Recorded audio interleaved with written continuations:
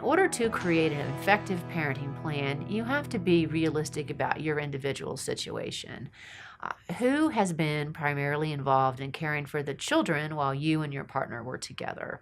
Um, how are you going to handle the logistics of the children after you and your partner separate? And by that, I mean, how are you going to get them to school? How are you going to pick them up from school? How is that going to look on a summer day? How is that going to look here in Colorado when we have a snowy day and roads are bad? So, how close are you each going to live to the children's school? How practical is that going to be for you to be involved in that? What are your work hours like? Can you realistically get the children up, get them dressed and fed, get them to school, and make it to work on time? Can you realistically get to school or daycare after you've complete work in time to pick them up? So those are other factors to consider in terms of parenting plans. That would relate really to regular parenting time schedule. We also provide in our parenting plans for holiday and vacation parenting time schedules.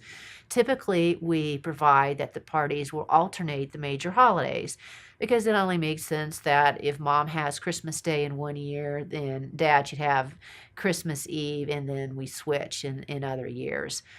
Typically, dads get Father's Day, moms get Mother's Day, and we just divide up the children's birthdays. So we want to think about then, though, whether a particular holiday is significant to you, whether you want to have that holiday every year, whether you are in the habit of traveling for spring break, whether you go out of town for Christmas, what does that look like? So you want to think about really what is your history as a family unit, and then as separate components, what makes sense for the children, what is going to be in their best interests.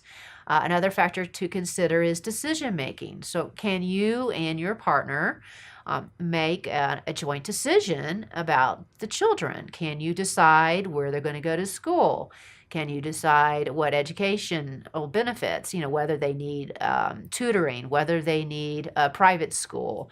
Can you decide extracurricular activities, major ones? Do you want the children to participate in a soccer league or gymnastics or tennis lessons or things that are going to be expensive and also impact the other party's parenting time?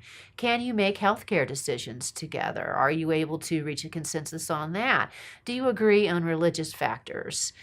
Has there been a history of you and your ex making decisions together on a cooperative basis? So that is all what the court considers in terms of decision making.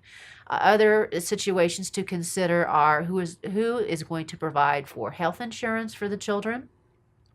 How are you going to handle income tax dependency deductions for the children? Those are quite valuable to a lot of people. So, how are you going to handle that? What is childcare going to look like? How are you going to handle communication? There are some people that have such a high conflict relationship with the other parent that they need to use a internet-based communication tool such as talkingparents.com in order to communicate with the other party. The benefit of those sort of tools are that you cannot erase or alter any communications sent via talkingparents.com. You can tell when the other person logs in and reviews the message. You can also share Google Calendars.